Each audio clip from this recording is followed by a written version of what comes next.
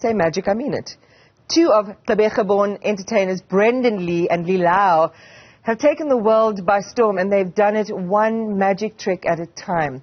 And this duo beat world-famous magician duo Penn and Teller to book a spot at a Las Vegas magic show. And they join me to talk about their journey. It's going to be magical. Brendon Peel in studio and Lau on Zoom. To both of you, there you are, magically appearing before me. It is lovely to have you with us. And, you know, I went back to watch that episode with your coin trick. Magical. And I actually have watched that series, the Penn and Teller series, for them, you know, going out into the world and looking for amazing people. And South Africans appear on that stage and do such a beautiful job. Brendon, tell me all about this amazing story. Yeah, so basically the experience was extremely surreal. For those of you who don't know the show, it's basically where Penn and Teller, who are world-class magicians, considered actually some of the best magicians in the world, other magicians from around the world come and try and fool them with a trick. So, you know, either they know how the trick is done or they don't.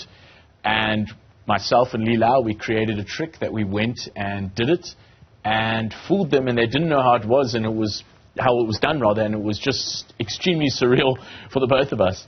And if you haven't seen it, guys, go ahead and look at it. It's magical. There's a coin that gets pulled out of Lau's nose, and I don't want to give away too much because that was really, you know, where it was at. But Lau, thank you, both of you from Gqeberha. You know, and what's so interesting also is that both of you have studied things that are so opposite to making magic.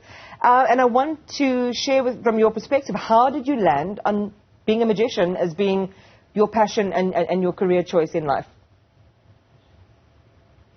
Well, it's actually quite an interesting story. I didn't set out to be a full-time magician when I was younger. I actually had magic as a hobby, especially the escapology side of things, or the art of escape.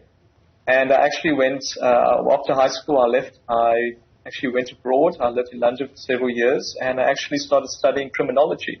So I actually have a BA in criminology.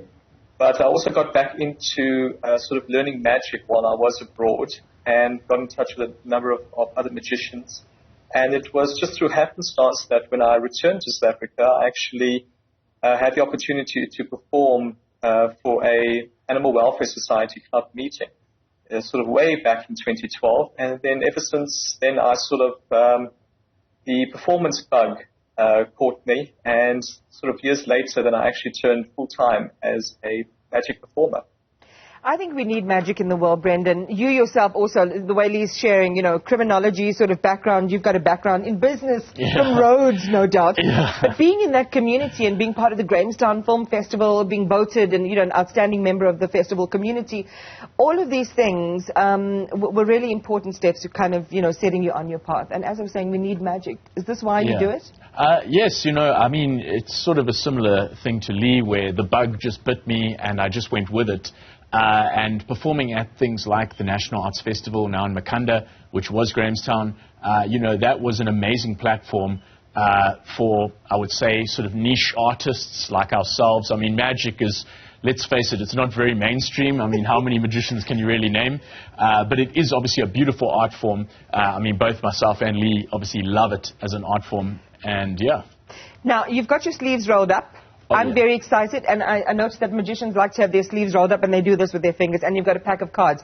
I think we've got about how many minutes left, team? Just a few?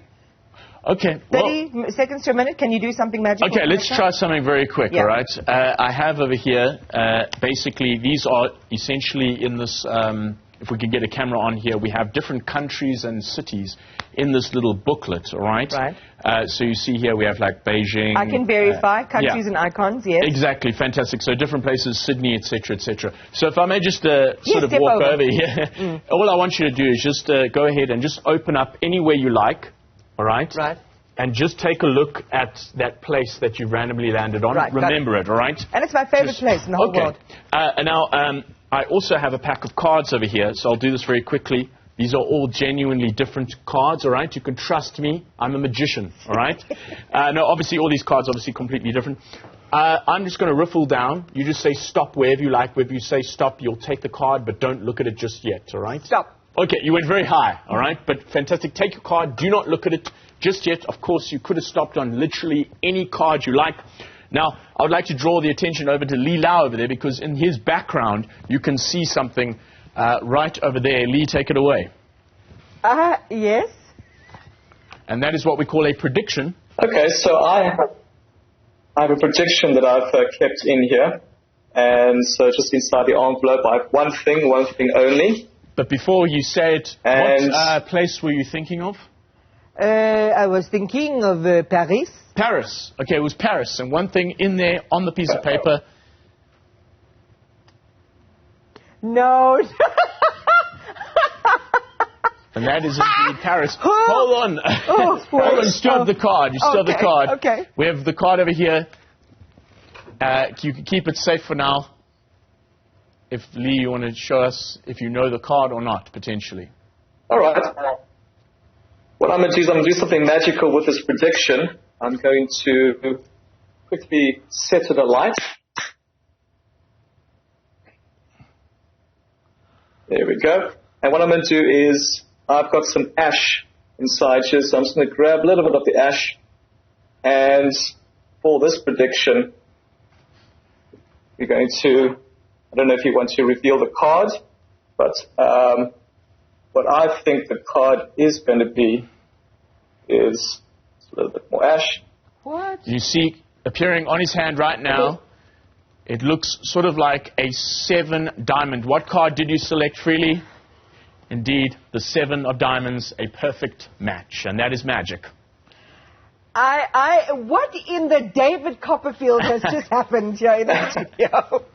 Oh my gosh. This, guys, I didn't know. They didn't know. I'm super impressed. I know Penn and Teller, who are these renowned magicians globally, super impressed with you. What's next for the duo? What's next for you? Yeah, so we're going to be performing all across South Africa, and we'll be going back to Las Vegas as well to work with Penn and Teller once again. But just stay tuned, because we'll be all over, everywhere across South Africa as well. Lilau, I'm speechless. Thank you so much for being with us. One word to the country. I mean, who's going to win the election? It's a pleasure. You don't predict things, though. No, I don't quite predict those things, but the best person will win, no doubt. Listen, to the pair of you, thank you so much for stopping by and giving us this wonderfully magical ending to our program today. Brendon Lee and Lee Lau, I'm giving you a standing ovation from our Johannesburg office. Thank you so much. So much fun. Go and catch them, and you can find a lot of their amazing magical feats online as well. A number of YouTube videos. I was certainly amazed when I saw it. And Mommy, look, I don't know what's going on. Just can't explain it. My mother's a believing woman.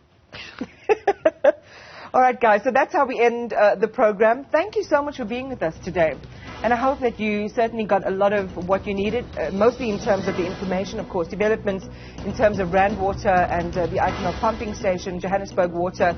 Indications are that it's beginning to come online. We've got those explanations. We'll continue that theme throughout the afternoon today, but I also hope that you got some beautiful inspiration and those jewels of wisdom from our panel of elders, and then we ended you off with magic. What more could you ask for? See you again on Monday.